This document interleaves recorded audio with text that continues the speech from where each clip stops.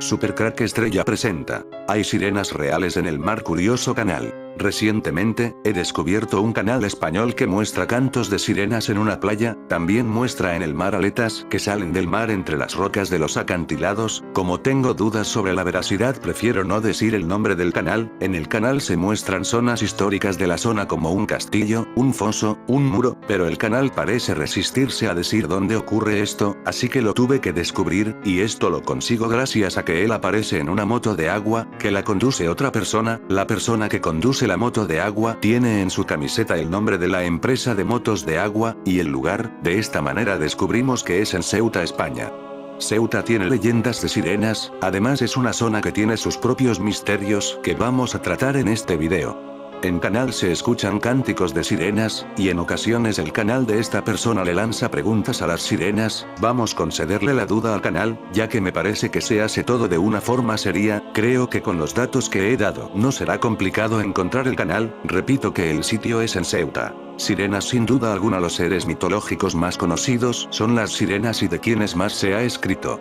En términos generales se acepta que una sirena es un ser femenino que tiene cola de pescado, brillante y con escamas. Además tienen un rostro precioso encuadrado por una larga cabellera dorada, o blanca y a veces hasta verde.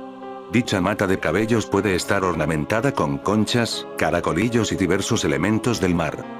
Son seres graciosos, juguetones, amorosos, dulces hasta el enternecimiento. Lo que más caracteriza a una sirena es la voz melodiosa dotada de grandes poderes de seducción que los navegantes no podían resistir. Recordemos que en el relato de Homero que se refiere al regreso de Ulises a su añorada Ítaca, la Odisea, el prudente Ulises pide que lo amarren al mástil mayor de su nave y que todos sus hombres se tapen los oídos con cera.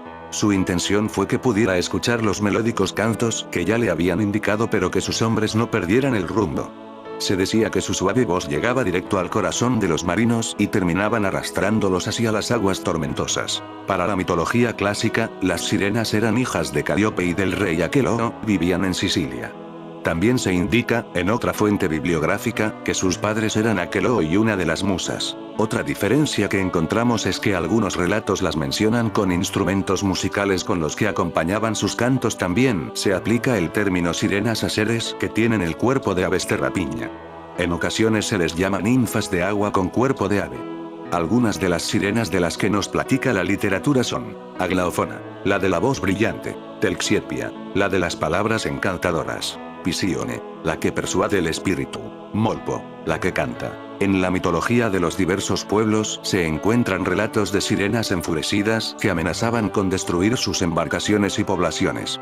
Para distraerlas o calmar su enojo les arrojaban peces y monedas. En la Edad Media a las sirenas se les consideraba como sinónimo de perversión de las mujeres. Eran seres que atraían a los hombres a la perdición y los conducían a la muerte. Además eran seres sumamente vanidosas que solamente se miraban ante un espejo y se peinaban.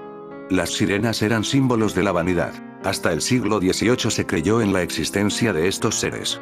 Marineros de gran prestigio aseguraban que sí existían y que incluso las habían visto. Durante el siglo de las luces, que se caracterizó por el análisis de las cosas bajo el rigor científico de la época, a las sirenas se les clasificó como una especie marítima.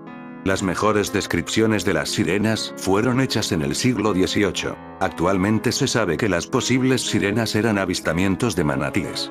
Los manatíes son animales mamíferos del orden de los sirénidos y que viven cerca de las desembocaduras de los ríos.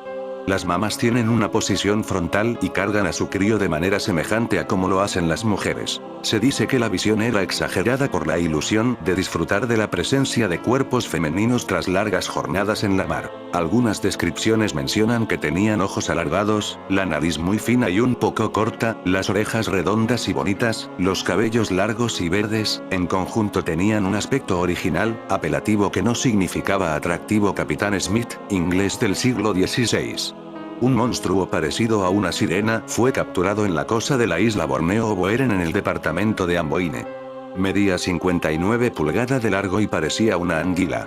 Vivió en tierra en un cubo lleno de agua durante 4 días y 6 horas. De tanto en tanto emitía pequeños gritos semejantes a los de una rata. No quiso comer nada a pesar de que se le ofrecieron pequeños peces, gambas y langosta. Louis Renard, Histoire naturelle des Indes, 1717. Esta mañana algunos de nuestros hombres han visto una sirena. Su espalda y su pecho eran como los de una mujer. Su cuerpo era del mismo tamaño que el nuestro, su piel era muy blanca y sus cabellos eran largos, negros y le caían por la espalda. Cuando se sumergió los marinos pudieron observar su cola. Henry Hudson, capitán inglés 1608. En la obra Sueño de una noche de verano de Shakespeare podemos leer: estaba yo sentado en un promontorio y escuché a una sirena que estaba sobre la espalda de un delfín, entonando su dulce y armonioso canto. Algunas sirenas famosas. Morveren, hija de Jair, rey del mar y que aparece en la costa de Cornwall. Ross, sirena rusa que evoca a una mujer bella pero que no tenía cola. Miranda, la sirena de Guam, vivió en Agana, cerca del río Minondo, donde los manantiales de agua dividían a la ciudad de Agana. Amaba el agua y se dice que nadaba como ningún otro ser. Ran es la reina del mar y consorte de Aegir. Es la reina de las sirenas y se le conoce por su musicalidad y la habilidad para ver el futuro. Es una mujer muy bella y es la matrona de niñas y jóvenes que no se han casado. Sirena de Warsaw, Varsovia, esta leyenda nos habla de una sirenita mitad mujer y mitad pez. Se llamaba Sirenka y vivía en las aguas del río Vístula. Cantaba y peinaba su larga cabellera.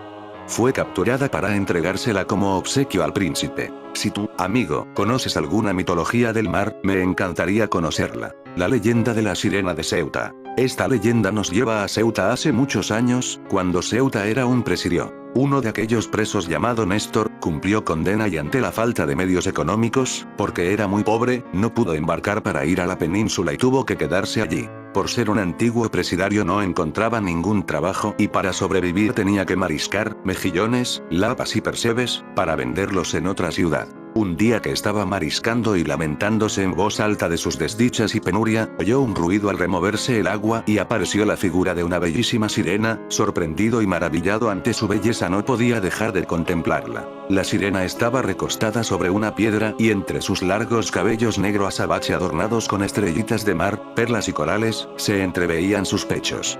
Con voz dulce y armoniosa le dijo suavemente: llevo observándote mucho tiempo y sé de tus calamidades. Me llamo Nala y te quiero ayudar, pero con una condición: que te cases conmigo. No inmediatamente, te daré un año para que lo pienses y así puedas comprobar lo feliz que serás a mi lado. Acepto siempre que sea verdad que me vas a ayudar como has prometido. Respondió el hombre. Nala es el nombre que se utiliza en este canal para hablar con las sirenas, por lo que ya vemos que usa de la leyenda. Desde aquel día, no dejó de acudir a la cita con la hermosa sirena, y aquel hermoso lugar, fue testigo de veladas interminables, donde a la luz de la luna, dos jóvenes corazones se entregaban el uno al otro, con una pasión sin freno y plenos de felicidad. Pasado estos momentos, ella le hacía la entrega de varias monedas de oro y plata. Aquel dinero que la bella sirena entregaba a su amante, poco a poco, fue convirtiéndole en un ciudadano de los más ricos de Ceuta. Con el poder de su dinero, se fue introduciendo en la sociedad ceutí. Los que antes le volvían la cara por su pobreza y condición de expresidiario, ahora lo halagaban y querían ser sus amigos. Fueron pasando los meses y Néstor, cada vez más introducido en la alta burguesía y cada vez más rico, le resultaba incómodo visitar diariamente a la bella sirena. Las visitas se hacían cada vez más espaciosas, haciendo prácticas de la mentira para justificar su no asistencia a la cita. La verdad es que se sentía mucho más a gusto, junto a una joven señorita de la sociedad local, hasta que al poco tiempo por toda la ciudad, corrió como pólvora la noticia de la boda de Néstor con la señorita Ceutí. Aquel ingrato amante, contrajo matrimonio con la noble dama, olvidando a la sirena y a su promesa. La bella sirena, recostada en la misma roca donde conoció a su amante, le esperaba inútilmente todos los días. La tristeza fue llenando poco a poco su corazón, hasta que el día que se cumplía un año del primer encuentro y convencida ya, que su enamorado jamás vendría por ella, se adentró en la soledad del mar, se sumergió en él sin que hasta ahora, nadie la haya vuelto a ver surcar las olas. Dicen algunos lugareños, que a veces, en los melancólicos días de otoño, al atardecer, en los acantilados que dan al mar, si pones atención, tal vez, escuches algunos lamentos de aquella antigua tristeza, que la brisa del mar hace confundir, al balancear los altos pinos del hacho. Desde entonces, y en homenaje a la tremenda pasión que se vivió en aquellas rocas y donde se demostró que una vez más la ambición venció al amor, el lugar fue conocido como las Piedras de la Sirena. En mi niñez, los viejos pescadores de Ceuta hablaban sobre los múltiples encuentros que muchos años antes habían tenido con las focas monje, que tan abundantes eran en las piedras existentes en los bajos del faro y más concretamente en el área conocida como La Sirena, un roquedo que se ubica al oeste de Punta Almina, la zona más septentrional de Ceuta, hasta la Piedra del Odión. En la mente de la gran mayoría, las sirenas son criaturas totalmente fantásticas, pero hay evidencias físicas de la existencia de estos seres, que son algo más que conjeturas científicas o simple delirio de antiguos y supersticiosos marineros, que confundían los pinípedos marinos con la mujer con cola de pez. Uno de los pasajes más célebres de la Odisea de Homero, fueron las sirenas que cantaron a Ulises y les invitaban a parar su nave e ir hacia ellas, cuando atado al mástil de su barco, cruzó por el sur de la bahía de Nápoles, en el estrecho que separa la isla de Capri de la costa italiana. En Cantabria es famosa la historia de la sirenuca. Antes de ser sirena era una joven bellísima. Su gran afición era permanecer todo el tiempo que le era posible, en los acantilados. Su madre, harta de que se escapara de casa para ir siempre al mismo lugar, cierto día le gritó: permítalo Dios que te vuelvas pez, y así sucedió. Desde entonces vaga por todo el litoral cántabro y alerta a los marineros que se acercan peligrosamente a los acantilados. En el País Vasco son muy populares las arrainandereak, que significa mujeres pez. La zona de rocas que en Ceuta conocemos como La Sirena, es probable que deba su nombre a la colonia de focas que allí vivieron hasta el inicio del siglo XX, o a la historia de una bella sirena que vivió en ese mismo lugar. La sirena de Punta Almina, nacida en 1913, ha tenido en su más de un siglo de existencia, muchas vidas y ahora se prepara para tener una más. Pese a estar catalogado como bien de interés cultural, el emblemático edificio ha pasado muchos años sumido en el olvido, al borde del precipicio. Muchos son los proyectos que han quedado en un cajón, muchas las ideas y varias las restauraciones. La última hace ya una década por Forja 21, la misma fundación que rehabilitara el Fortín del Príncipe y la rampa de Abastos, ambos de nuevo hoy abandonados y en estado de ruina, al igual que la Sirena. Ahora, de nuevo, el emblemático edificio de los acantilados del Hacho se prepara, ahora sí, para desempeñar un nuevo cometido. Será sede de Ovimasa y albergará a las oficinas de asociaciones conservacionistas y de senderismo, según adelantó en la sesión de control de la Asamblea el consejero de Medio Ambiente, Jamal Riz. El nuevo proyecto tiene por objeto darle un nuevo uso administrativo, equivalente al que se dispuso en el proyecto anterior, aplicando las medidas correctoras necesarias según la reglamentación vigente, reutilizando todos los acabados y revestimientos interiores y exteriores, canalizaciones de instalaciones, carpinterías, etc., que se encuentran en buen estado, explica el proyecto, al que ha tenido acceso Ceuta al día. Sabemos los que nos dedicamos al misterio que son muchos los enclaves antiguos en los que podemos detectar cierta actividad paranormal, y este tiene las características necesarias y descritas para poder hacer veraz la historia que hemos relatado. Quién sabe si, esos antiguos moradores, no querían que aquel lugar fuera habitado más que por ellos, como defendiendo desde ultratumba, lo que antes les pertenecía. No abandonamos la década de los 50 en la ciudad que nos ocupa. Porque paseando por ella, podemos oír todavía las historias que hicieron tanto eco en una de las calles, hasta el punto que el saber popular rebautizó la misma. Si se tomaba un taxi de la época, o se preguntaba a un vecino de esta ciudad por la calle Sargento Coriat, seguramente añadiría: sí, el Callejón de la Sábana es así como se conocía en esta época, por parte de los vecinos que residían en ella, y de las personas de los alrededores. Curiosamente, podemos ir perfectamente andando desde la anterior ubicación, ya que está a escasos metros de la calle Manuel Olivencia Amor, que bordea las excavaciones de Huerta Rufino. El caso es que, según se cuenta, en ciertas ocasiones podían ver deambular por la calle una figura espectral, con forma de nube blanquecina, y que incluso podían distinguir cómo en ocasiones hacía el ademán de esconderse en uno de los callejones oscuros del lugar, como huyendo de algo o alguien. La historia se extendió hasta tal punto que, como ocurre en estos casos, la gente procuraba no tomar esta calle a ciertas horas de la noche para evitar encontrarse con esta presencia fantasmal.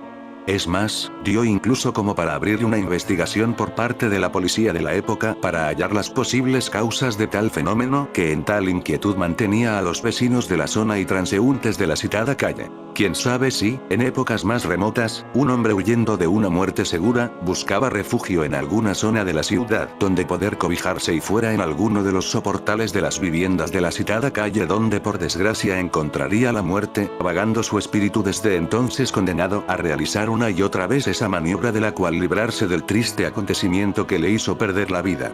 Lo cierto es que, a pesar del tiempo pasado, el eco de esta historia sigue resonando por las calles ceutíes en boca de aquellos que con más edad las recorren, y todavía siguen mirando con cierto temor hacia el Callejón de la Sábana. Este caso que vamos a relatar, además, cuenta con documentación oficial que hace, si cabe más veraz lo relatado por las personas que fueron testigos del mismo, acallando las voces que todavía resuenan negando todo lo ocurrido, condenándolo a la imaginación por miedo y sugestión de todos sus testigos. Además, del mismo se hicieron eco medios de comunicación nacional que poco o nada tienen que ver con la divulgación de misterios relacionados con acontecimientos que rompen con lo establecido por nuestra capacidad de raciocinio. Bueno, más bien podemos resumir todo esto por el miedo a que sea verdad. Vayamos pues a la calle San Amaro, en la Nacional 352, dirección hacia la carretera del Monte Hacho, al conocido tanatorio municipal de Ceuta. Debemos viajar en el tiempo hasta el 14 de noviembre de 2002, cuando el periódico La Razón se hacía eco de una extraña noticia. Según recogía la noticia, 20 policías se entregaron a la tarea de buscar por la playa de Ceuta el origen de unas extras voces que pudieron oírse días antes en el tanatorio municipal de Ceuta, cercano a dicha playa. Y esto hace que nos preguntemos, ¿tendrá esta historia relación con las sirenas? ¿Son sirenas o son otra cosa? ¿Demonios? ¿Extraterrestres? Todo ocurre cerca de la playa de Ceuta, sirenas y voces en el tanatorio, muy curioso. Los acontecimientos investigados ocurrieron 3 días antes, la noche del 11 de noviembre. 2 funcionarias, en carne y gema, tenían turno de vigilancia a esas horas, un turno más como otro cualquiera, en un lugar que, de no tener la típica, y desgraciada, actividad, se mostraba tranquilo. Pero esa noche, se rompió la normalidad. Las trabajadoras comenzaron a oír unos sonidos extraños que, en principio, identificaron como una especie de llantos o quejidos, que se transformaron en un murmullo muy similar al que se produce cuando se realiza el velatorio a un finado. En un principio, bastante extrañadas, pensaron que se estaba llevando a cabo un funeral en el lugar imposible, reaccionaron al momento, hoy no hay nada previsto. Comenzó entonces a invadirles una sensación de temor. Aún así, fieles a su labor, y armándose del valor necesario, realizaron una ronda por todas las estancias del edificio, en busca del origen de aquellos sonidos. Estos, por momentos, se hacían más y más fuertes. Conforme avanzaban, conjeturaban con la identificación de los gritos, llegando a la conclusión de que lo más parecido eran los que pueden provenir de una mujer joven. ¿Una mujer joven? Será una sirena. La razón que se enfrentaba al miedo, les hizo pensar que posiblemente, esas voces correspondían a una chica que estaba en la puerta, y que posiblemente necesitaba ayuda, o bromeaba. Pero al abrir la puerta, ni había nadie, ni se escuchaba nada, todo ocurría dentro del tanatorio. Algo más extraño sucedía, y se dieron cuenta luego de recorrer todas las estancias. Los sonidos parecían que, cuando estaban en la planta superior, provenían de abajo, y viceversa. Los nervios y el miedo se apoderaban cada vez más de las mujeres. En ese instante, como si todo estuviera perfectamente orquestado para provocar una noche del más desgarrador de los temores, surgió un sonido como de golpes de nudillos, llamando a una puerta pero proviniendo de una pared. El pánico se apoderó de ellas, que se alejaron lo más que su deber les permitía de aquellos hechos, inexplicables ya a esa altura de la noche. Dudaban en llamar a la policía, porque dudaban hasta de ellas mismas, presas del miedo. Además, aquellos sonidos les dieron una tregua, y eso les hizo que se tranquilizaran, además de cambiarles la idea de avisar a las autoridades. Pero la calma duraría poco. Al tiempo, los gritos y los murmullos comenzaron de nuevo a oírse, esta vez con más intensidad. Ya no podían aguantar más y llamaron a la policía local para ponerles al tanto de los hechos. Hasta 8 agentes se personaron en el lugar para proceder al registro y detención de los causantes de tal alboroto en un edificio oficial. Los sonidos, intensos, hicieron que 2 de ellos se quedaran en la puerta, negándose a entrar y realizar el trabajo, posiblemente por la sensación de miedo a lo desconocido que les invadía. Por tanto, 6 de los policías comenzaron una minuciosa investigación del lugar y de las estancias. El mismo y macabro juego al que esas voces sometieron a las 2 funcionarias, sirvió para poner al borde de los nervios a todos los agentes. Ahora el sonido arriba, ahora abajo, como si emprendieran una huida constante para no ser descubiertos. En un momento de la inspección, los agentes pensaron en tirar una de las puertas, al pensar que alguien había dentro de la estancia que la cerraba, ya que el fenómeno auditivo era tan intenso allí dentro que hacía suponer este extremo. Al grupo de búsqueda se unió desde el exterior un guarda de seguridad de una empresa petrolífera cercana, Ducar, que también estuvo escuchando dichos sonidos durante toda esa noche. Por tanto, este caso tuvo nada más y nada menos que 11 testigos de peso, por el trabajo importante que cada uno de ellos realizaba. Fueron varias horas de interminable y terrorífica búsqueda, sin fruto alguno. Cansados y desmoralizados, a la par que sorprendidos y atemorizados, los agentes emprendieron el camino de vuelta a la comisaría, donde recogerían todo lo ocurrido en un informe policial, que pondrían a disposición de sus superiores. Este caso también puede tener una base histórica que poder explicar los fenómenos registrados esa noche. El enclave donde ahora se ubica desde hace pocos años este tanatorio, fue en tiempos antiguos un colegio, convertido en sanatorio después de la República, posiblemente durante y después de la Guerra Civil. Con esta información, aquel lector que esté introducido dentro del mundo de la investigación paranormal, podrá recordar hechos extraños ocurridos en otros tantos sanatorios o preventorios habilitados o construidos durante esa dura época de nuestro país, por ejemplo, los fenómenos paranormales del preventorio de Sierra Espuña en Murcia y aquella desgarradora psicofonía, audible sin ni siquiera someter a limpieza alguna, que lastimeramente gritaba, y perdón por la expresión hijo de puta. Amén de otros fenómenos de poltergeist, dentro de los que se incluyen clarísimos sonidos de agua o de portazos, en lugares donde hace tiempo no hay agua corriente ni puertas. Podemos pensar, por tanto, que la emanación energética de un acontecimiento traumático, como puede ser la muerte de una persona o varias en lo que antes era el sanatorio de forma cruenta, unido al efluvio energético que también pueden haber desprendido aquellos que velaron ese cuerpo, hicieron una mezcla que en las condiciones idóneas dadas esa remarcada noche, fuera la causa de esos fenómenos extraños antes descritos. Como si de un interruptor se tratara, comenzaron a surgir testimonios de personas que aseguraban haber sido testigos de fenómenos similares en ese lugar, mientras estaban en uso de esas dependencias para su labor, velar a personas fallecidas. No solamente narran testigos el hecho de oír gritos o sollozos, también hay tanto usuarios como empleados que aseguran haber sido víctimas de tirones en la ropa y contactos extraños, sin que mediara nadie ni nada físico. Soplos en el pelo, llamadas por el nombre de la persona protagonista de extraños sucesos, y si el lector sigue pensando que puede tener todo una causa lógica o física, debemos añadir a todo lo ya expuesto que además se realizaron posteriores y minuciosos registros, ante la posibilidad de que los sonidos pudieran provenir de un animal, un gato por ejemplo, resultando esta acción infructuosa.